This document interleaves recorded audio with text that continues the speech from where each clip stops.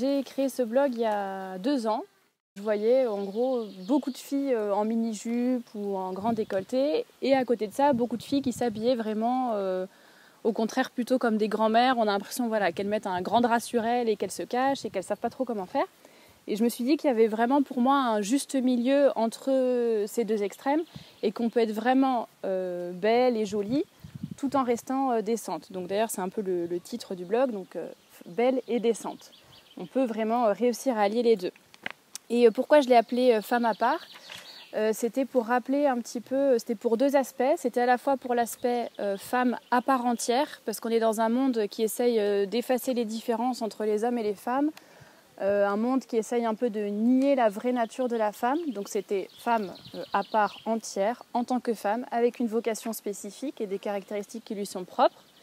Et en même temps, c'était femme à part dans le sens à part du monde, donc une femme qui est dans le monde, parce qu'on est bien obligé de vivre dans le monde dans lequel on vit, on n'a pas trop le choix, à l'époque à laquelle on est, mais à part du monde, donc une femme qui ne pactise pas avec le monde dans ce que le monde a de mauvais, on va dire. Donc vraiment femme à part pour ces 2 aspects-là. Et donc à côté, j'ai un travail à plein temps, rémunéré, qui m'occupe. Là, c'est vraiment femme à part, c'est plus ma passion, c'est ce que je fais le soir, le week-end, quand j'ai du temps, pour essayer vraiment de faire passer toutes ces bonnes idées, on va dire, autour de la femme. Encourager toutes les femmes peut-être qui ont un petit peu du mal à s'habiller ou qui ne savent pas trop comment faire, qui ont besoin de conseils. Parce qu'il y a vraiment des choses très concrètes, très faciles, des astuces qui peuvent toutes nous aider pour nous sentir bien et être belles, tout en respectant les règles de l'Église et surtout les règles de bon sens par rapport à la modestie chrétienne. Et ce que j'aimerais vraiment vous faire passer aujourd'hui, c'est vous faire comprendre pourquoi on fait toutes ces choses, pourquoi la modestie, pourquoi on met un voile à la messe par exemple, pourquoi on ne s'habille pas n'importe comment. Vous montrer un peu l'importance de tout ça, vous expliquer pourquoi, parce que je pense vraiment que quand on comprend profondément pourquoi on fait toutes ces choses, après c'est beaucoup plus facile de les appliquer et de garder une bonne ligne de conduite par rapport à ça. Je vais vous parler dans une première partie du voile comme symbole de la vocation de la femme. On verra un petit peu par rapport au récit de la Genèse, la vocation spécifique de la femme, et ensuite on verra de quoi le voile est le symbole, surtout à travers le livre de Gertrude von Lefort qui s'appelle La femme éternelle. Et dans une deuxième partie, on verra vraiment un aspect beaucoup plus pratique, pourquoi aujourd'hui on se voile, se voiler dans le sens, le voile vraiment concrètement à la messe, mais aussi se voiler dans le sens de la modestie vestimentaire. Donc on reverra l'importance de la beauté, comment on peut se situer nous en tant que catholiques par rapport à la mode actuelle. Donc on va un petit peu aborder tous ces sujets, donc peut-être un peu plus théorique et historique au début, et après plus le côté pratique. Donc pour commencer, la vocation de la femme, alors ça commence dès le récit de la Genèse, on se rend compte que l'homme et la femme n'ont pas la même vocation. Dans la Bible, donc on voit que le bon Dieu, il prend de la terre pour créer Adam, et quand il a créé Adam, qu'il trouve beau, bien, à son image, et le bon Dieu est très satisfait, si je puis dire, il dit faisons-lui une aide semblable, et une aide semblable, donc qui lui ressemble, mais une aide, pour qu'il ne soit pas seul.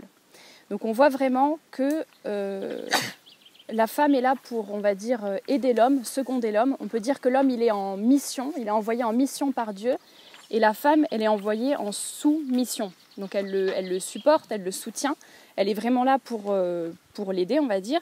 Donc il n'y a rien de dégradant, il n'y a rien qui va, l'homme et la femme ont la même dignité, ils sont tous les deux faits à l'image de Dieu, mais ils ont des rôles différents, des attributs différents, des sensibilités différentes aussi, et ça se voit, quelles que soient les époques. On voit bien que hommes et femmes ne raisonnent pas forcément de la même manière, par exemple, n'ont pas la même psychologie, physiquement évidemment on voit aussi des différences, etc.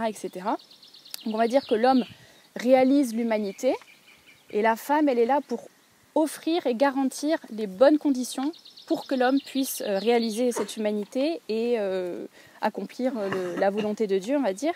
Donc l'homme, il sépare, il définit, il nomme les choses. La femme, elle a plutôt le rôle de mettre en relation et de garder, de protéger, de conserver. Gertrude von Lefort en parle dans son livre La femme éternelle. c'est la femme un peu hors du temps finalement, qui, notamment à travers la maternité, on voit son rôle de transmission en fait, de génération en génération. Donc la vocation de la femme, c'est vraiment, elle s'anéantit pour devenir un instrument du bon Dieu. On va dire, on peut prendre notamment l'exemple de la Sainte Vierge, qui doit être un peu notre modèle à toutes, qui pendant l'Annonciation a dit « Je suis la servante du Seigneur, qu'il me soit fait selon votre parole ». Vraiment, elle s'anéantit, elle obéit, elle se soumet avec beaucoup d'humilité et pour vraiment beaucoup d'effacement pour en fait, faire la volonté du bon Dieu. Et ce qu'il faut retenir aussi, c'est qu'on ne peut pas être, on ne peut pas être rempli de Dieu si on est déjà rempli de soi-même, si on est déjà très tourné vers nous, très égoïste ou très orgueilleux. Ça veut dire que dans notre cœur, finalement, il n'y a plus beaucoup de place pour le bon Dieu. Donc là, l'homme aussi, bien sûr, mais la femme spécifiquement doit vraiment faire très attention à s'oublier et savoir s'oublier pour se donner aux autres. Et surtout en tant que mère, comme je le disais, elle est vraiment la gardienne d'un certain nombre de valeurs. Et quand on parle de la maternité, c'est pas forcément... c'est évidemment la maternité physique pour toutes les femmes qui ont des enfants, mais on peut penser notamment aux religieuses tout simplement, qui ont une autre sorte de maternité. C'est plus une maternité spirituelle, où elles vont engendrer des enfants spirituels en priant pour eux, en priant pour le salut du monde, etc. Et aussi même les personnes célibataires de la même manière, qui peuvent finalement d'une autre manière qui ne sera pas physique, mais on va dire s'occuper un peu d'enfants ou s'occuper du monde qui les entoure comme une vraie mère le ferait. Donc ça c'était un petit peu pour les bases, le récit de la Genèse, vraiment, les caractéristiques. Donc une vocation féminine vraiment spécifique et distincte de la vocation masculine. Et tout cela, toute cette vocation de la femme, sa mission dans la société, sa mission dans le monde, Gertrude von Lefort, donc, qui est une écrivain allemande du fin 19e, début 20e. Donc, elle a écrit plusieurs ouvrages, mais dont un qui s'appelle La femme éternelle. Et dans ce livre, elle constate qu'il y a vraiment un symbole qui va être le symbole, on va dire, le plus juste et le plus frappant pour illustrer, on va dire, cette vocation de la femme, c'est le symbole du voile. Et elle dit notamment que, donc là je vais vous la citer, le voile est le symbole de la féminité. Toutes les grandes circonstances de la vie féminine nous montrent la figure de la femme sous un voile. Donc par exemple lors de son mariage, ou les religieuses, lorsqu'on était veuve autrefois aussi on portait le voile. Il y a le voile de l'accouchement, il y a le voile qu'on met parfois sur le berceau des enfants, et que d'ailleurs on fait souvent ce voile du berceau, on le fait avec le voile de son mariage. Donc je reprends la citation. « Ce voile aide à comprendre pourquoi ce n'est pas l'homme mais la femme qui prépare le monde à l'introduction des plus grands mystères du christianisme. » Alors pourquoi le voile est le symbole, on va dire, parfait pour la vocation de la femme? C'est parce que comme tout symbole, il reflète une réalité, et une réalité qui est vraiment très concrète. C'est pas juste un signe comme ça, c'est vraiment une réalité qui nous porte. Et donc notamment, comme vous le voyez sur le plan, il y a vraiment trois réalités que symbolise le voile. Il y a l'anonymat, l'humilité et la modestie. Et ça, c'est vraiment trois choses très spécifiques de la vocation féminine. Comme disait Marie-Paul Vinet, donc je vous la cite, « Plus le renoncement féminin est pur, silencieux, plus l'homme peut avancer loin dans les conquêtes de l'esprit et du cœur, sans aucun danger pour l'équilibre du corps social. » Donc la mission de la femme, c'est vraiment une mission cachée, une mission anonyme. Pour citer encore Gertrude von Lefort, même ce qu'elle a de plus essentiel en elle, sa vocation à transmettre la vie et les générations, elle l'accomplit sans donner son nom et sous le voile. Pourquoi elle dit ça? Parce qu'autrefois, en tout cas à son époque, lorsqu'une femme se mariait, donc elle n'avait pas le choix en fait, elle devait oublier son nom ce qu'on appelle son nom de jeune fille et prendre le nom de son mari. Donc elle renonçait même jusqu'à son propre nom de famille pour prendre celui de son mari, s'attacher à son mari. Et c'est là qu'on voit que la mission de la femme est vraiment une mission anonyme en fait. C'est vraiment une mission cachée. La femme doit avoir cette capacité, je pense qu'elle l'a naturellement, mais sinon elle peut travailler dessus. Donc une certaine capacité à s'oublier pour se donner aux autres, pour être vraiment se donner... on va dire d'abord à son foyer, donc son mari, ses enfants, puis après le monde qui l'entoure, la société petit à petit. Et notamment, une femme est même prête à s'oublier jusqu'à oublier, on va dire, sa propre vie pour le salut de ses enfants, par exemple. Je ne sais pas si vous connaissez, je ne sais pas si elle est bienheureuse ou sainte Jeanne Beretta Molla, qui était donc une italienne, je crois que c'était une médecin italienne, qui avait déjà une famille assez nombreuse. Et je crois que c'est quand elle attendait son 5e ou son 6e enfant, on lui a annoncé qu'elle avait, donc que c'était une grossesse extra-utérine. Donc, en fait, ça risquait de la tuer. Donc, en gros, soit elle choisissait, donc on lui a demandé de tuer son enfant pour se sauver elle. Et elle a refusé, elle a été jusqu'au bout de sa grossesse, elle a accouché, pas de problème, l'enfant était vivant. Et puis bon, elle, peu de temps après, elle est décédée.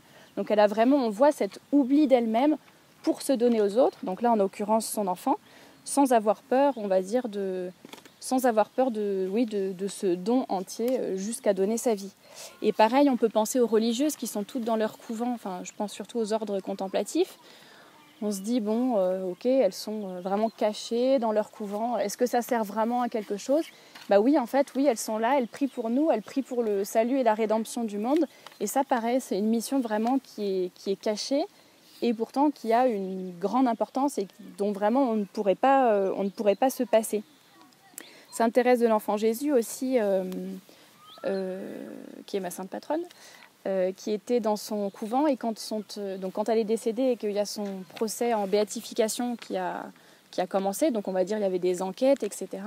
Et les religieuses avec qui elle vivait, quand on leur demandait un peu de témoigner ou de dire bon bah tiens Thérèse et tout, enfin sœur Thérèse plutôt, et elle disait moi je comprends pas, pour moi c'était une religieuse toute simple, elle a rien fait de spécial, elle a rien fait d'éclatant, il n'y a pas eu de miracle, elle n'a pas eu des grandes actions, justement parce qu'elle a eu on va dire le courage, la force, l'abnégation pour vraiment rester à sa place dans une vie cachée, on va dire, et c'est comme ça en faisant chaque chose par amour, mais même la plus petite chose, la plus insignifiante, on va dire, la plus insignifiante aux yeux du monde, elle a tout fait vraiment par amour, sans avoir peur d'être cachée.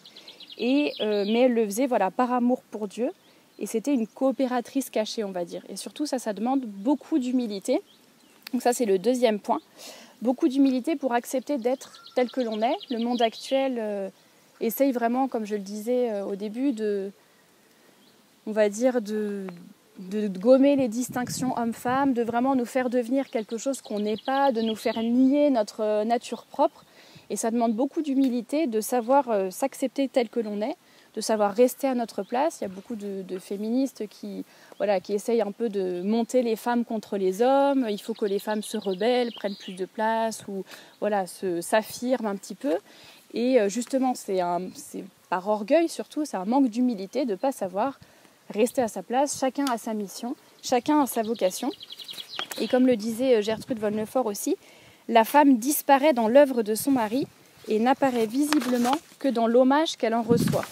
Donc c'est vraiment, on va dire, la femme, c'est quand elle s'oublie qu'elle va réussir et qu'elle reste à sa place, qu'elle va réussir à s'épanouir et à être fidèle à sa vocation telle que Dieu l'a voulu, Dieu lui-même l'a voulu en fait.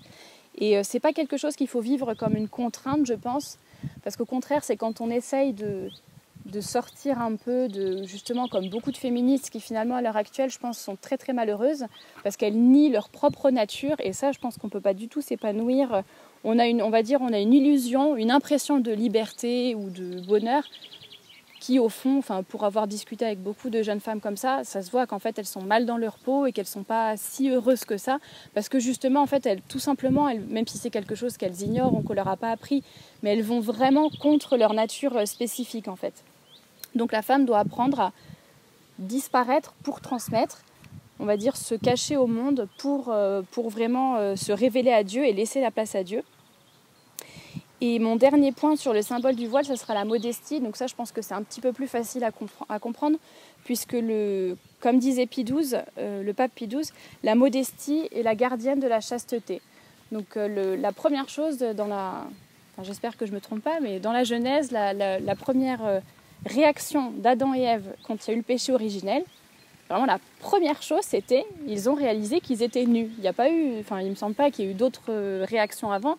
Vraiment leur première action c'est de constater leur nudité et de constater que c'était mauvais puisque tout de suite ils cherchent à se couvrir. Donc ça c'est assez évident qu'on peut relier l'humilité à la tempérance, à la pudeur, à la pureté. Il faut, on va dire, la modestie cache ce qui doit rester caché, ce qui doit rester du domaine de l'intime. Et donc le voile est un beau symbole pour justement de modestie et on va dire, de couvrir ce qui doit être couvert. Et évidemment, ça doit être le reflet. La modestie extérieure n'est rien sans la modestie intérieure, dont notamment l'humilité dont je viens de vous parler. Évidemment, si c'est juste pour mettre une combinaison de ski ou être vraiment complètement couverte, mais finalement à l'intérieur on est très orgueilleuse ou on se révolte contre notre propre nature, bon, il faut rester aussi cohérent. Il ne faut pas que les choses soient juste extérieures, il faut évidemment les vivre intérieurement. Et ce qui est très intéressant par rapport au voile, justement, c'est que jusqu'à une certaine époque, je pense jusqu'aux années 50, 60, peut-être 50 plutôt, les femmes ne sortaient jamais sans avoir la tête couverte, en fait. Ça, c'est vraiment un usage qui s'est perdu. Mais c'était, pour les femmes, c'était vraiment un symbole de décence, d'élégance. On voyait toujours les femmes avec un chapeau sur la tête. Et justement, j'ai donné une conférence au mois d'octobre dernier donc sur ce livre de La femme éternelle de Gertrude von Lefort. Et comme affiche de la conférence, étant donné que le titre c'était La femme éternelle, on cherchait un peu une image qui fasse comprendre un petit peu ça. Et on a pris l'affiche d'un film qui s'appelle Adaline. Et c'est un film en fait qui raconte l'histoire d'une jeune fille c'est une fiction, qui suite à un accident de voiture, elle reste, on va dire, coincée dans le temps. Donc je crois qu'elle reste coincée, elle a 30 ans et en fait elle vieillit plus, elle reste à 30 ans. Et donc on la voit traverser les époques, mais en restant au même âge. Et donc évidemment les réalisateurs du film, pour montrer on va dire la différence, puisqu'évidemment c'était la même actrice et qu'elle ne vieillissait pas, mais elle traversait les âges. Ils ont beaucoup travaillé sur sa coiffure, ses habits, justement les chapeaux, etc. pour montrer un petit peu, rien qu'à travers son style vestimentaire, on voyait qu'elle traversait les époques. Et sur l'affiche du film, justement, on la voit peut-être à 6 époques différentes. Et on voit qu'au début, elle a toujours un chapeau, un voile, un foulard, quelque chose sur la tête. Et puis quand elle arrive à l'époque contemporaine, parce que ça se termine dans les années 2010, là on voit qu'évidemment elle a plus tout se raccourci, il n'y a plus de chapeau, etc., etc. Donc on voit vraiment, c'est intéressant de voir cette évolution de la mode et qui s'éloigne encore un petit peu plus de la modestie. Mais pour rentrer un petit peu plus dans le vif du sujet, pourquoi continuer à se voiler aujourd'hui alors que justement peut-être que c'était quelque chose, on va dire, pour autrefois, maintenant c'est quand même plus trop à la mode, etc. Donc évidemment je ne suis pas là pour vous dire de porter des chapeaux toute la journée en allant à l'école ni quoi que ce soit. Ça c'est un usage qui s'est perdu et c'est pas dramatique. Moi c'est plus par rapport donc se voiler dans le sens mettre un voile au minimum quand on va à la messe ou qu'on rentre dans une église où il y a le Saint-Sacrement, et se voiler dans le sens appliquer vraiment la modestie vestimentaire, et ça c'est tous les jours, c'est pas que le dimanche, c'est pas que quand on est chez les parents, c'est vraiment, quelles que soient les circonstances, on s'habille d'une façon modeste. Pourquoi ? Tout d'abord parce que une femme qui se dévoile est une femme qui brise son mystère. On peut repenser notamment à ce que je vous disais sur la Sainte Vierge qui s'oublie, qui se cache. Elle a dit très peu de choses dans le Nouveau Testament, où on a très peu de paroles de la Sainte Vierge qui sont rapportées. Elle était vraiment humble à sa place, avec un rôle caché et mystérieux. Et je pense que pour toutes les femmes, ça peut être un modèle parce que justement, toutes les féministes qui trouvent que que le rôle de maman vraiment est pas drôle du tout, que bon, c'est très dégradant pour la femme de s'occuper des enfants, d'être à la maison, etc. Mais finalement, la Sainte Vierge aussi, elle a donné des biberons, ou après je ne sais pas comment c'était à cette époque-là, mais bon, elle aussi, elle a nourri le petit Jésus, elle a changé ses couches, elle s'est occupée de lui, elle lui a appris, elle l'a aidé pour ses premiers pas. Bon, c'était peut-être pas très drôle, on va dire. Enfin, d'un point de vue extérieur, on se dit c'est vraiment des choses basiques, il n'y a rien de transcendant. Et pourtant, la Sainte Vierge l'a fait aussi. Donc je pense qu'on n'est pas au-dessus de la Sainte Vierge. Et je pense que nous aussi, on peut être capable, que ce soit, comme je le disais, pour la maternité physique ou spirituelle, voilà, d'être capable de s'oublier. Parfois pour des tâches un petit peu basiques, mais s'oublier, voilà, pour se donner aux autres. Et vraiment, en tant que femme, savoir rester humblement à notre place. Parce que parfois on ne se rend pas compte aussi, mais que c'est les choses les plus simples en fait qui sont très importantes et sont très grandes, finalement, ont une grande importance. Et donc on va voiler souvent ce qui est sacré ou ce qui est mystérieux. Donc on le voit sur le tabernacle dans les églises, quand il y a la présence réelle. Je sais plus, c'est le canopé, c'est ça? Voilà. Le nom du voile qui recouvre le tabernacle pour indiquer la présence réelle, donc le canopé. Donc on voile, et autrefois, donc dans l'Ancien Testament, on parlait du voile du temple, donc là qui était beaucoup plus imposant, on va dire. Mais voilà, il y a ce voile qui cache en fait ce qui est mystérieux, ce qui est sacré, ce qui est important. Et qu'est-ce qui est sacré chez la femme en fait? C'est le fait de... le potentiel qu'elle a en fait de pouvoir donner la vie. Notre corps nous le rappelle chaque mois, chaque femme à partir d'un certain âge peut être maman. Et l'homme et la femme, on va dire, sont procréateurs quand il s'agit de créer un enfant. Mais il y a, on va dire, l'intervention de Dieu aussi qui va créer l'âme de l'enfant. Donc c'est pour ça d'ailleurs qu'on dit la procréation, parce qu'il y a Dieu aussi qui intervient et qui est vraiment créateur de la vie. Et se dire qu'en tant que femme, on va dire, on est un peu coopératrice de Dieu à ce moment-là, et qu'on a une vie en nous et qui est sacrée, c'est vraiment, on va dire, quelque chose qui est mystérieux, qui est profond aussi, qui est vraiment très très beau, et qui mérite justement d'être voilé, d'être caché, de ne pas être dévoilé comme ça. Et c'était Alice Van Hildebrand, donc je suis en train de lire ses ouvrages et j'ai mis les références si vous voulez sur le blog, qui a écrit notamment 2 livres, un que je viens de terminer qui s'appelle Le privilège d'être une femme, et le deuxième que je suis en train de lire où justement elle parle beaucoup du voile, qui s'appelle Hommes et femmes, une invention divine. Et donc quand elle parle du voile, elle dit « Les femmes sont plus mystérieuses que les hommes, car il y a quelque chose en elles qui appelle à être voilées. Le voile n'indique pas l'infériorité, mais il montre le caractère sacré, mystérieux et sublime. Chaque femme porte en elle un secret, quelque chose de mystérieux et de sacré. Ce secret, c'est, à un niveau naturel, la possibilité d'une nouvelle vie. » Donc on va dire, la femme, elle a une vocation spécifique, et notamment elle est appelée à la maternité, que ce soit physique ou spirituelle, et donc elle doit agir avec la réserve nécessaire pour, on va dire, cette vocation. Et pareil, elle doit s'habiller, se tenir, s'asseoir, dans ses propos aussi, ou sa démarche. Tout doit vraiment refléter cette vocation, ce caractère sacré, et également cette humilité. Et donc la modestie qui, pareil, surtout face aux hommes, face aux prêtres ou aux religieux, qui est vraiment très importante pour, du côté aussi, comme je le disais, par rapport à Adam et Ève, pour garder la pudeur, la pureté aussi. Donc il n'y a pas qu'une histoire de modestie, c'est aussi vraiment cacher son corps, on va dire, ce qui doit rester et être gardé pour l'intimité, reste dans l'intimité, et on n'a pas besoin de le montrer au monde, on va dire. Et pourquoi c'est important aussi tout ce qui est, on va dire, le pendant de la modestie aussi, donc qui est la beauté, parce que comme je vous le disais, j'aime bien vraiment allier les deux et parler à la fois de décence, mais en même temps de beauté, parce que justement, comme je le disais, le voile, certes, il est là pour cacher, mais il est là aussi pour révéler la beauté de la femme et de la mission de la femme. C'est pas juste caché pour enfermer et pour surtout, on veut pas voir la femme et elle est inférieure, etc. Et ça, c'est plus, on va dire, ce qui se passe avec la burqa, par exemple, chez les musulmans. Là, c'est vraiment beaucoup plus pour vraiment, on va dire, mettre la femme à part, la cacher, la diminuer. C'est parce qu'elle est inférieure, c'est parce qu'elle n'est pas digne d'être vue, etc. Et alors que le symbole du voile chez les catholiques est vraiment beaucoup plus beau, beaucoup plus... il est vrai, tout simplement, il est juste, on va dire. Donc forcément, je pense, plus facile à comprendre et à appliquer, parce que c'est un voile qui, à la fois, cache et en même temps révèle la beauté. Et pourquoi la beauté est-elle si importante ? Parce que la beauté nous parle de Dieu. Là, c'est encore le pape Pie XII qui disait « Le beau doit nous élever ».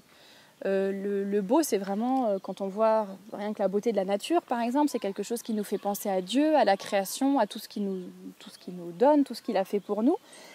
Tout doit... il est vraiment très important d'avoir du goût et de regarder et de fréquenter, j'allais dire, des lieux ou des choses qui vont vraiment nous élever notre âme, nous faire penser à des choses, on va dire, un petit peu plus transcendantes, un peu comme la femme peut le faire, une femme qui est vraiment belle, mais belle d'une façon décente et d'une façon modeste, qui est élégante, qui se tient bien, qui parle doucement, qui est polie, qui est agréable avec les gens, qui va vraiment... voilà, une femme vraiment qui est en même temps épanouie, en même temps voilà, qui reste à sa place, qui sait être discrète quand il faut, qui sait réconforter s'il faut, prendre un peu plus de place si nécessaire, etc. C'est vraiment on va dire, une belle femme qui va faire penser à Dieu, qui va être un lien vers le ciel, qui va être comme pour l'homme, ça va peut-être être l'expérience la plus immédiate qu'il a du bon Dieu, du transcendant, du ciel, de vraiment ce qui est au-dessus de nous et qui peut élever notre âme. Et d'ailleurs, beaucoup d'artistes, que ce soit des peintres, des poètes, etc., avaient des muses, justement, des femmes qui les inspiraient par leur beauté. Et je pense que évidemment, je pense qu'il y avait un côté esthétique, la beauté physique, mais il y a aussi une espèce de rayonnement, de beauté intérieure qui rayonne à l'extérieur, et c'est ça aussi qui les inspire. Et c'est Michel-Ange qui disait une de ses muses, parce que je pense qu'il en avait plusieurs, celle-ci c'était Vittoria Colonna, il lui disait « Tu es entré en moi par le regard et tu m'as obligé à développer ma puissance ». Parce qu'on peut dire vraiment, je pense, et ça vraiment j'en ai été témoin très souvent, qu'une vraie femme qui est vraiment à sa place, qui est vraiment féminine, va aider l'homme à être vraiment viril, à être un vrai homme, pour se rendre, on va dire, digne de la femme. Et donc moi, je l'ai déjà expérimenté dans mon travail ou même ailleurs, où j'ai d'autres femmes qui me l'ont raconté aussi. Quand on est vraiment une femme et qu'on sait qu'on se respecte et que les gens savent qu'on a certaines valeurs, parce qu'en fait, j'arrive pas tous les matins au bureau en disant bonjour, je suis catholique, ou bonjour, j'essaye de pratiquer la modestie vestimentaire. Non, mais c'est des choses, en fait, je pense, qui se sentent, que les gens ont deviné. Bon, évidemment, je pense que les gens ont compris aussi. Souvent, je dis quand même, je vais à la messe ou j'ai fait ceci, cela. Bon, ça se comprend que je suis catholique, mais je pense que ça se voit aussi de façon générale. Et les hommes, quand même, je remarque devant les autres filles du bureau, pas de problème, ils disent un petit peu ce qu'ils veulent. Et moi, souvent, s'ils sortent, je sais pas, s'ils vont dire une blague qui est un petit peu limite, ou je sais pas, dire quelque chose sur mes vêtements, etc., tout de suite, ils se sentent très gênés. Et il y en a qui sont déjà venus s'excuser en disant « Ah, pardon, j'aurais pas dû dire ça », alors que moi, à mes yeux, j'avais déjà vraiment entendu le pire. Donc ça m'avait pas tellement choquée dans le monde dans lequel on vit. Mais eux, ils avaient senti, je pense, peut-être de par ma tenue, ou peut-être ce que je dis, etc., que justement, là, il y avait des choses à ne pas dire, à ne pas dépasser. Et ça, je pense que c'est quelque chose qui est sûrement arrivé à plein d'autres gens, qui ne m'arrive pas qu'à moi.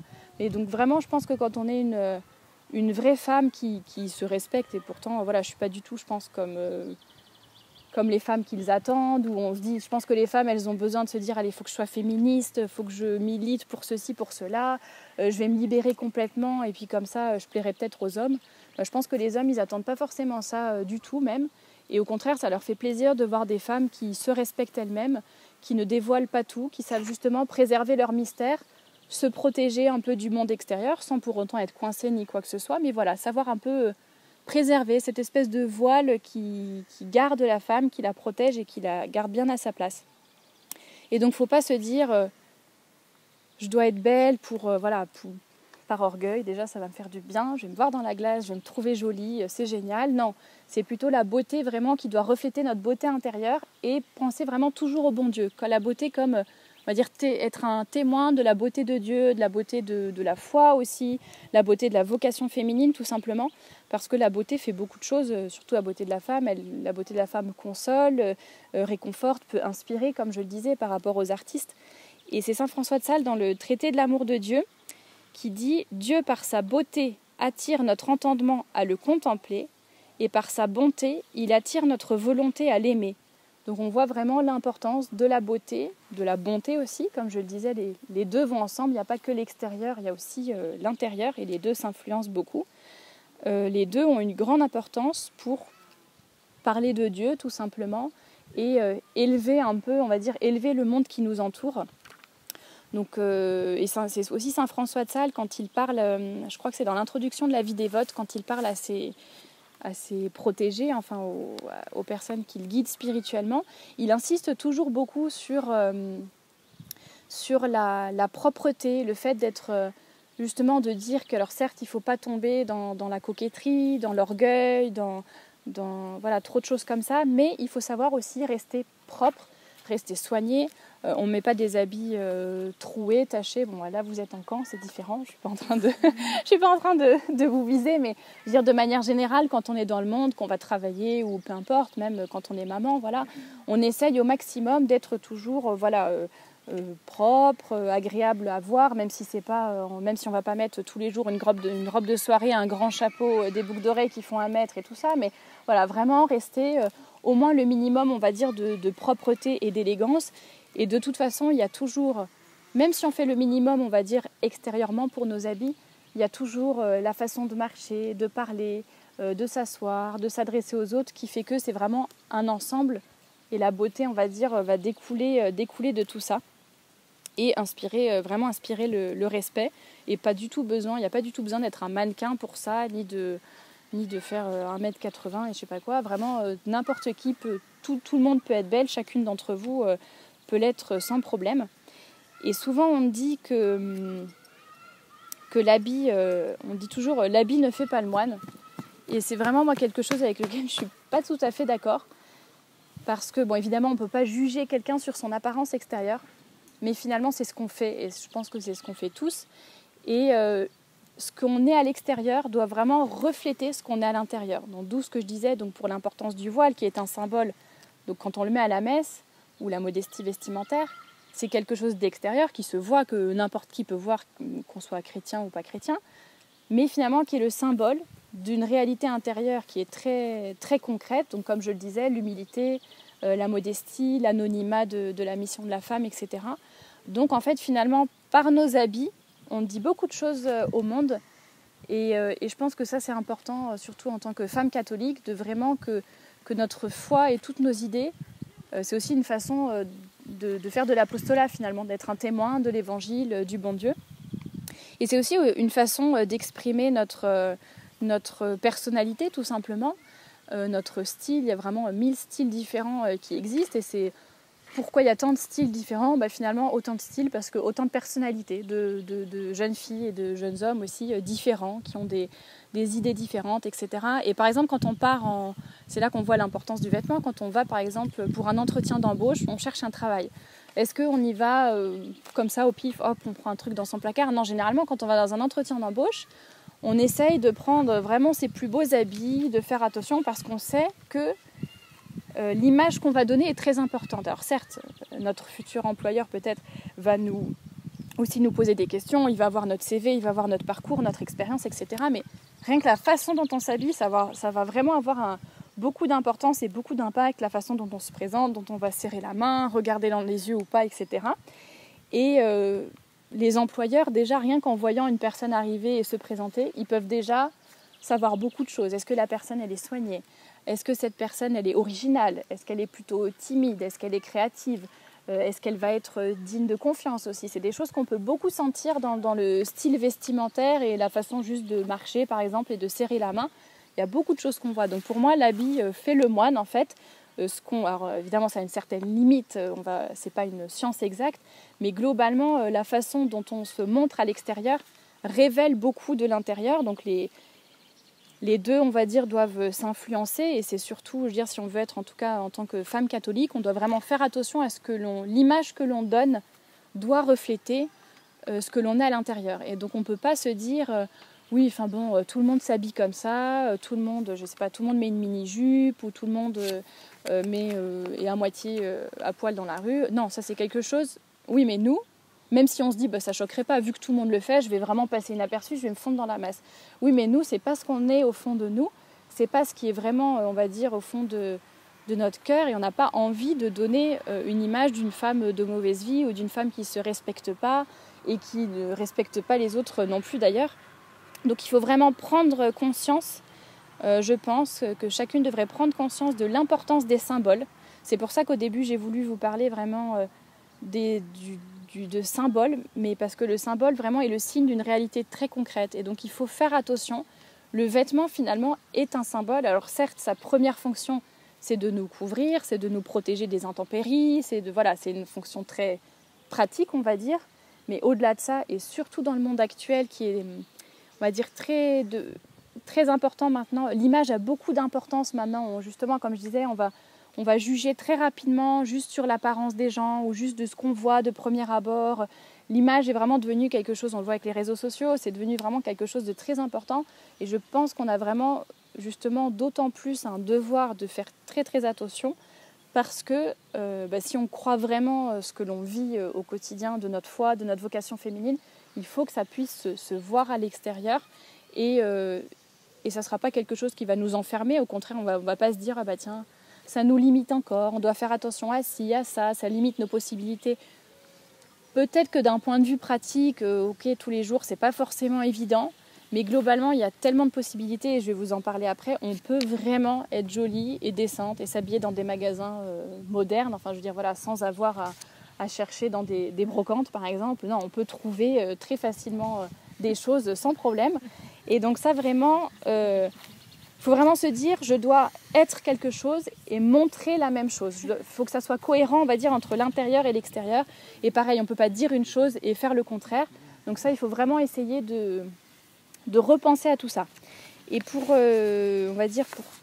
terminer, là, je voulais vous parler de façon un petit peu plus concrète, vraiment les applications plus concrètes de la modestie et de l'habillement tout simplement. Tout d'abord, juste pour redonner une petite définition, donc la modestie qui est donc la modération et la retenue dans l'appréciation de soi-même. Donc ça peut être à la fois pour les vêtements et à la fois pour intérieurement, on va dire. Et déjà, je voulais vous reparler de cette notion d'équilibre. Comme je vous le disais au début, les raisons qui m'ont poussée à créer ce blog, c'était vraiment justement, je voyais qu'il y avait un manque d'équilibre. Enfin, il y avait vraiment les deux extrêmes, quoi. Les filles qui s'habillent comme des grands-mères et les filles qui s'habillent comme des femmes vraiment de mauvaise vie, quoi. Moi, ça m'est déjà arrivé que mes collègues me disent qu'elles ont été confondues avec des femmes de mauvaise vie quand même dans la rue. Donc je me dis, moi je serais une femme, vraiment ça me ferait de la peine si un homme pouvait penser ça de moi. Donc je me dis rien qu'au moins par amour propre, on va dire, je me dis elle aurait dû au moins réagir et se dire il y a quelque chose qui ne va pas. Mais bon, apparemment ça l'a pas plus choqué que ça. Et donc pour vous dire qu'en tout cas il y a un juste milieu entre les deux, où on peut être vraiment modeste et chrétienne sans problème, mais tout en étant jolie. Et c'est Colleen Hammond, donc c'est une américaine qui était ancienne présentatrice météo. Donc vous voyez, généralement les présentatrices météo, elles sont toujours très bien apprêtées, etc. Quand elles passent à la télévision. Donc elle a été présentatrice météo.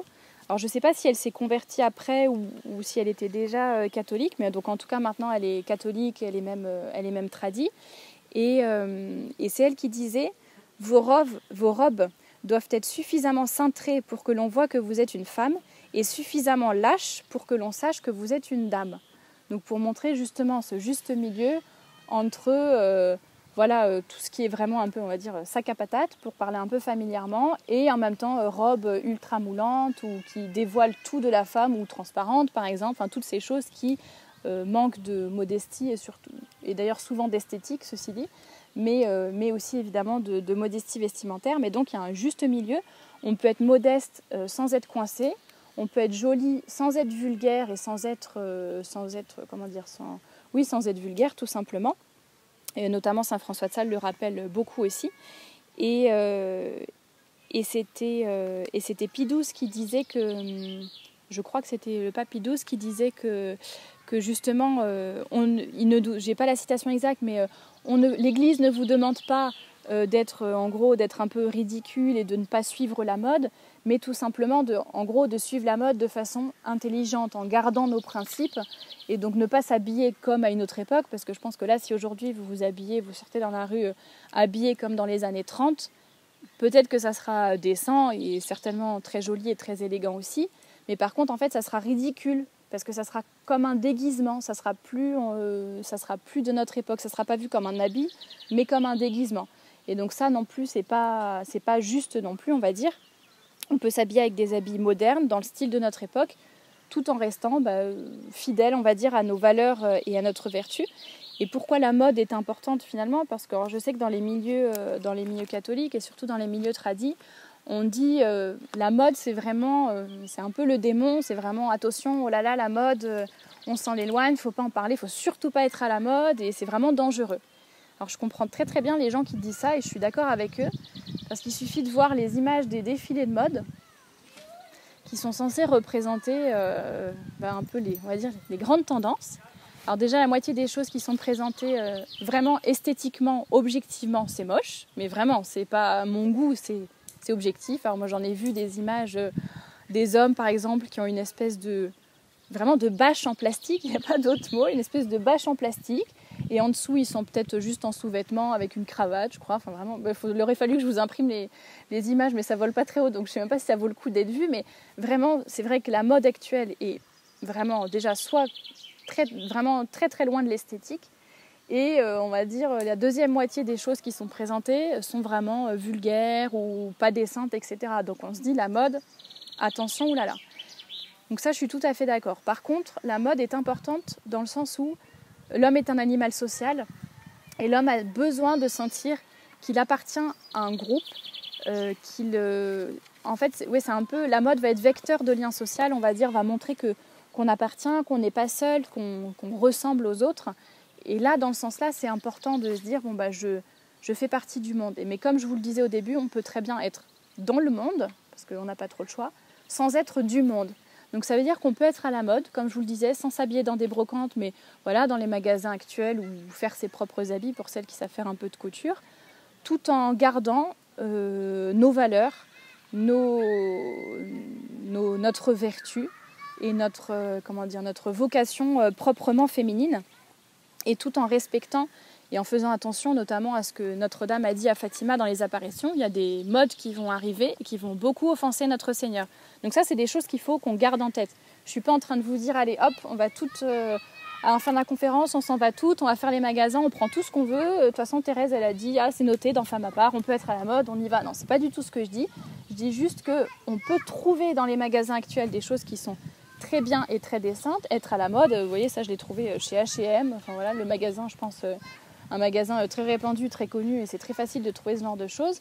Mais voilà, on choisit des choses qui nous ressemblent et qui sont cohérentes, on va dire, avec non seulement nos valeurs, mais aussi évidemment notre style, notre personnalité, ce qu'on a envie un peu de faire passer comme message, selon notre travail aussi. On ne s'habille pas pareil selon le métier qu'on a. Donc tout ça, c'est des choses importantes. Mais gardons toujours dans un coin de notre tête qu'on est dans un monde qui essaie de nous tirer vers le bas, que Notre-Dame nous a prévenus aussi là-dessus, que de toute façon c'est quelque chose, c'est du bon sens, on le voit en fait, et donc il faut faire attention à ne pas se laisser influencer dans le mauvais sens. On prend ce qu'il y a de bon et on laisse de côté ce qu'il y a de mauvais, on va dire. Et pour les applications concrètes, on va dire un peu par rapport à ça, donc comme je vous le disais, évidemment le voile pour la messe, celles qui veulent porter des chapeaux aussi évidemment, souvent l'été parfois on porte des petits chapeaux de paille, ou l'hiver voilà on a des bonnets et tout, ça évidemment pas de problème, mais surtout le voile à la messe par respect déjà pour le bon Dieu, par humilité, aussi un peu par modestie on va dire par rapport aux hommes, aux prêtres, et puis tout ce que je vous disais par rapport à la vocation de la femme tout simplement, qui a été vraiment créée par Dieu pour aider, pour soutenir dans l'humilité, vraiment une coopératrice cachée on va dire. Et la modestie vestimentaire, alors c'est sûr qu'à l'heure actuelle, on se dit, franchement, si je me mettais en mini-jupe, comme je vous le disais tout à l'heure, ça ne choquerait personne. Je passe vraiment inaperçue dans le monde, donc je ne pense même pas que ça puisse choquer qui que ce soit. Alors en fait, non, c'est pas parce que tout le monde le porte que ça ne choque pas. Je pense que les hommes, ça continue de les choquer, on va dire, tout autant. Mais on va dire que donc, même si la mode change, il y a des principes qui ne changent pas. Donc on va se dire, autrefois par exemple, c'était indécent, juste ma robe par exemple, il y a 100 ans, c'était complètement indécent. On ne montrait pas ses chevilles et tout. Donc vous allez me dire, là chez les tradis, on a remonté la limite, c'est le genou. Peut-être que quand dans 10 ans, tout le monde sera tout nu dans la rue, chez les tradis, ça sera peut-être la mini-jupe. Donc c'est juste qu'on a 10 ans de retard sur la mode, mais finalement, à chaque fois, nous aussi, on raccourcit. Et en fait, non, parce que les limites, on va dire, que l'on garde en tant que catholique, c'est vraiment des limites de bon sens. C'est-à-dire, c'est sûr qu'on ne pourra pas aller au-delà parce que c'est tout simplement du bon sens. Donc, quand on dit, par exemple, pas de décolleté plongeant, de couvrir les épaules, les jupes et les robes qui vont jusqu'aux genoux, et évidemment, pas de choses moulantes ou transparentes, ça c'est évident, ça, on va dire, ça dévoile tout, comme je le disais. Donc, ça brise le mystère de la femme et ça va contre vraiment sa nature spécifique, on va dire. Mais tout ça, c'est des limites de bon sens. Pourquoi ? Parce que c'est, on va dire par exemple, le genou. ça sépare la jambe de la cuisse, et la cuisse c'est une partie qui est beaucoup plus intime et beaucoup plus qui doit rester en fait cachée chez la femme tout simplement. De même pour la poitrine et le décolleté, évidemment la poitrine doit être cachée. Pour les épaules, pareil, tout ce qui est les bretelles ou je ne sais quoi, voilà, les épaules, toujours pas forcément manches jusque-là, mais toujours les épaules cachées.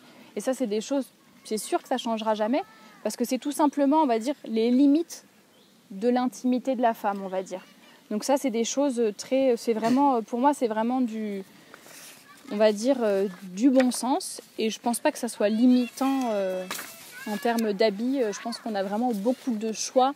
Et on ne peut pas dire que ça soit frustrant ou qu'on manque de liberté juste parce que le bon sens nous dicte en fait de garder ces petites limites, on va dire, tout simplement pour nous garder dans la pureté, dans la pudeur, dans la chasteté, et aussi pour la femme est beaucoup plus portée, l'homme aussi évidemment a une sensibilité, mais la femme est très portée, de par notre nature justement, on est très portée à la séduction, à la sensibilité, à toutes ces choses-là.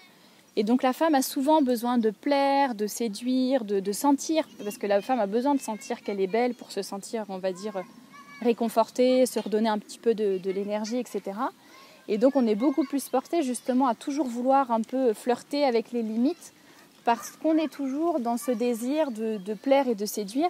Et justement, il faut qu'on apprenne à canaliser un petit peu tout ça, et ces limites qui sont des limites du bon sens nous aident un peu à nous dire, bon bah voilà, le jour où voilà, je suis un peu trop emportée par ma sensibilité ou quoi que ce soit, bon bah j'ai des limites qui sont très concrètes. On est humain en fait, là, hommes et femmes, on est un peu dans le même cas. On a toujours envie un petit peu de transgresser les limites. C'est la nature humaine, on veut toujours ce qu'on n'a pas.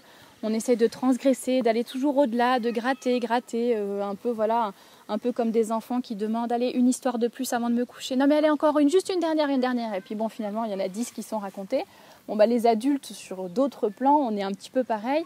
La nature humaine, le péché originel fait que bah voilà, on est toujours un petit peu tiré vers le bas, porté vers un peu, on va dire, porté plus vers nos instincts animaux plutôt que vers la raison, l'intelligence, la vie spirituelle, on va dire. Et donc ça, c'est un petit peu, on va dire, les limites qui vont aider, tout simplement, aider à nous canaliser. Et on va dire, dans ces limites, on peut vraiment beaucoup s'amuser. Enfin, moi, en tout cas, c'est ce que je perçois et c'est ce que je vis au quotidien. Mes collègues, donc je suis toujours en jupe et en robe et à respecter toutes les règles, on va dire, les limites dont je vous parlais. Jamais mes collègues ne m'ont dit, ah bah dis donc, ou m'ont dit dans mon dos d'ailleurs, je le sais, personne n'a jamais dit Thérèse, c'est une fille coincée, ah bah ça se voit que vraiment elle est mal dans sa peau et que oh là là, toujours dans ses robes. Mais jamais personne, au contraire, on me fait des compliments sur mes robes, sur ma tenue, sur la façon dont je me tiens, etc. Comme je vous le disais, je pense que ça a un impact au contraire très positif. Et j'ai beaucoup de gens autour de moi qui me demandent mais comment tu fais, comment tu arrives à faire ce style, comment tu arrives à l'appliquer au quotidien, tout en gardant un petit peu les règles de modestie vestimentaire. Et donc c'est aussi pour ça que j'ai créé Femme à part, je me dis bon, moi j'ai un petit peu, on va dire, les clés, j'ai rencontré aussi les bonnes personnes qui m'ont aidé pour ça, à vraiment comprendre un petit peu les mécanismes, les astuces, etc. pour bien s'habiller, en fait, porter des choses qui me vont. Et je pense que c'est quelque chose que je peux transmettre justement à toutes ces femmes plus ou moins âgées, je pense qu'il y a vraiment de tous les âges, qui ne savent pas comment faire. D'une part parce qu'elles se sentent un petit peu limitées ou pas très à l'aise avec le concept de la modestie, elles ne voient pas trop comment l'appliquer, c'est difficile au quotidien, est-ce qu'il faut que je me cache, comment il faut que je fasse. Donc parfois les limites ne sont pas très claires ou elles ne comprennent pas, donc elles se disent bon, moi on m'a dit qu'il ne fallait pas porter de pantalon, mais je le fais, mais vraiment j'ai du mal à comprendre pourquoi, par exemple, ou bon, le voile à la messe, ok, Saint Paul l'a dit, bon, le prêtre il me l'a redit en confession, je le fais, mais bon, j'ai un peu du mal à comprendre. Alors que je trouve que quand on a les clés, c'est vraiment plus facile après pour l'appliquer, que ce soit pour la modestie, mais aussi pour, on va dire, pour le style. On a chacune une morphologie différente, il y a 6 morphologies qui existent. Alors pour celles qui ont accès à Internet, vous pourrez aller voir sur mon blog. Et j'explique en fait pour chaque morphologie, donc on est chacune faite différemment, on va dire. Parfois on a les épaules plus larges, parfois c'est les hanches qui sont plus larges, parfois c'est plus équilibré, parfois c'est plus rond, ça dépend vraiment. On a la taille marquée ou on n'a pas la taille marquée. Et Et quand on connaît toutes ces petites choses, on sait quelle silhouette on a, on sait ce qui va aller. On sait, par exemple, si on a la forme d'un A, tout simplement, ça veut dire qu'on a les hanches plus larges que les épaules. Donc pour que ça soit vraiment féminin et joli et que ça nous aille bien, il faut rééquilibrer la silhouette. Donc il faut qu'on mette un peu plus de volume en haut, par exemple, je sais pas, des manches avec des volants ou des rayures horizontales ou des choses fleuries, enfin des choses, on va dire, qui prennent de la place, qui prennent de l'ampleur.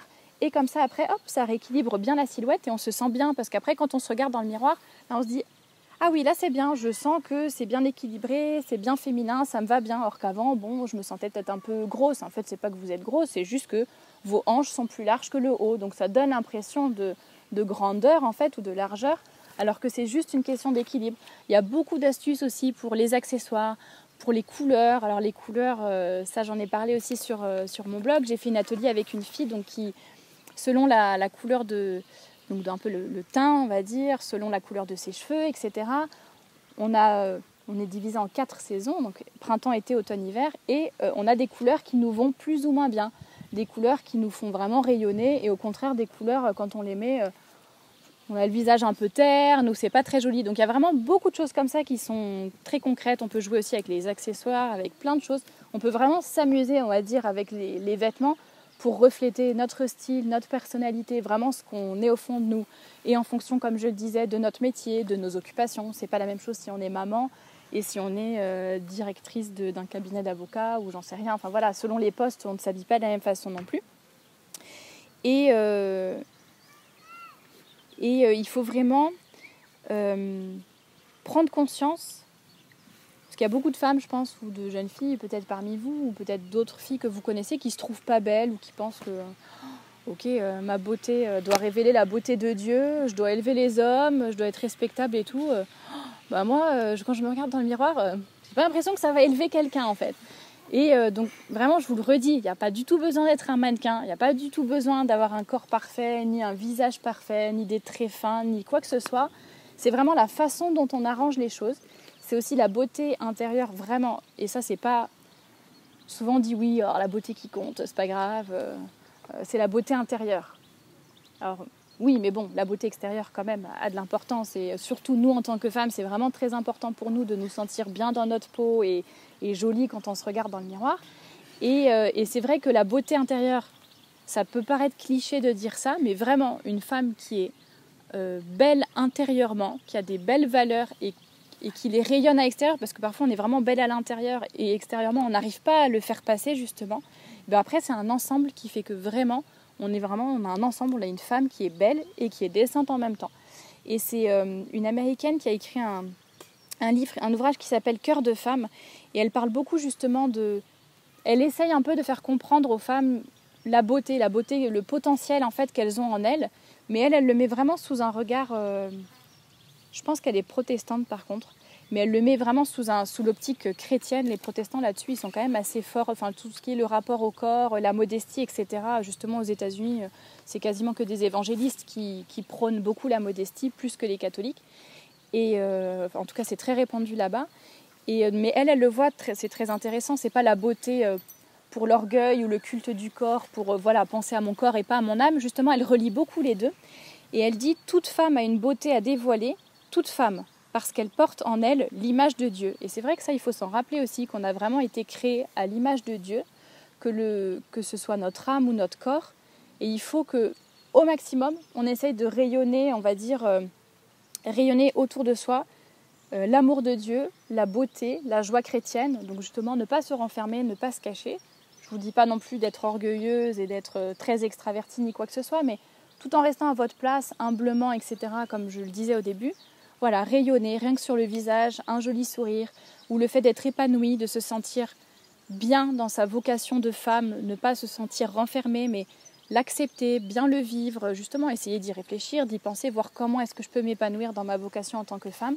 Et tout ça, après, ça se voit à l'extérieur et c'est aussi une très très bonne façon, en fait, de faire de l'apostolat, de montrer que le monde qui croit que pour se sentir bien, il faut se libérer, il faut que les femmes deviennent comme des hommes, au contraire, non, ces pauvres femmes, elles sont bien malheureuses parce qu'elles renient ce qu'elles sont au fond d'elles. Donc, je ne sais pas si je suis bien dans les temps ou pas. Oui, j'ai même vraiment largement dépassé, pardon. Donc, je vais conclure. Je me laisse un peu emporter par le sujet parce que je suis vraiment très passionnée. Donc pour conclure, vraiment, voilà, je ne vais pas trop me répéter, mais en gros, je voulais vraiment aujourd'hui vous convaincre qu'on peut être une femme qui est vraiment femme, vraiment fidèle à sa vocation et qui en même temps peut être belle, intelligente, courageuse, humble, rester à sa place et rester, on va dire, accomplir sa vocation telle qu'elle a été voulue par Dieu. Que ce soit, vous êtes encore jeune, mais que ce soit dans le futur, que ce soit dans le mariage, la vie religieuse, ou quel que soit ce que le bon Dieu vous a réservé, eh bien que vous soyez vraiment épanoui dedans en tant que femme et vous rendre compte que vous avez vraiment un rôle à jouer dans le monde et aux yeux du monde, et pas que, évidemment, on va dire déjà dans votre famille, ensuite dans votre paroisse, ensuite dans votre milieu, peut-être ici quand vous êtes en camp aux âmes vaillantes, mais aussi vraiment dans le monde, que vous avez quelque chose à rayonner.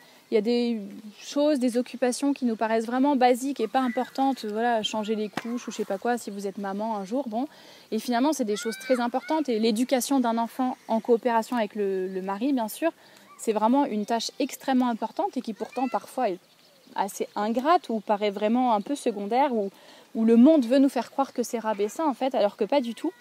Et je crois que la modestie vestimentaire et le fait de mettre le voile à la messe par exemple, et pareil le fait d'être en jupe et en robe et de ne pas porter le pantalon, ça aussi ça montre qu'on a vraiment compris quelle était notre vocation, que cette vocation était vraiment différente de la vocation de l'homme.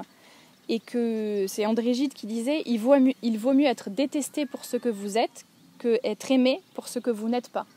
Donc ça ne sert à rien de jouer un rôle, de vouloir être différente de ce que vous êtes, ou d'être en famille, aux âmes vaillantes, je suis bien, mais dès que je suis dans le monde, hop, j'oublie un peu ma foi, ma féminité, etc.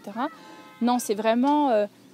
on s'en fiche un petit peu de ce que pense le monde. Alors c'est normal que le regard des autres en fait soit important pour nous, ça c'est tout à fait normal. En tant que femme, je me demande si c'est même pas plus important que pour l'homme, mais je pense peut-être pour les hommes aussi. Mais en tant que femme, évidemment, on a envie d'être acceptée, de se fondre dans la masse, d'être vraiment, d'être acceptée, de se sentir appartenir à un groupe social, etc. Mais finalement, c'est pas en se fondant dans le moule qu'on va devenir comme ça. Mieux vaut rester à notre place, faire de l'apostolat de cette façon. Et vraiment, je vous assure, pour l'avoir expérimenté, et moi je suis vraiment dans le monde, je ne suis pas du tout dans ma petite bulle, ni dans un travail catholique, ni quoi que ce soit. Je suis vraiment entourée de gens qui ne sont pas du tout croyants. Et ça ne m'a jamais posé de problème d'être vraiment féminine, de ne pas cacher ma foi, d'être vraiment moi-même en fait. Et je pense qu'on a beaucoup plus déjà pour soi-même, c'est vraiment beaucoup mieux, beaucoup plus cohérent. Et puis pour les autres, on peut vraiment leur apporter beaucoup plus également. Et pour terminer juste sur une citation de Gertrude Wolnefort qui s'inspirait un peu de ce que disait saint Augustin, elle disait « Sois une vraie femme et fais ce que tu veux ». Donc voilà, il faut bien le comprendre dans la lumière de tout ce que j'ai dit avant. Et je pense que c'est une phrase qu'on peut méditer. Voilà.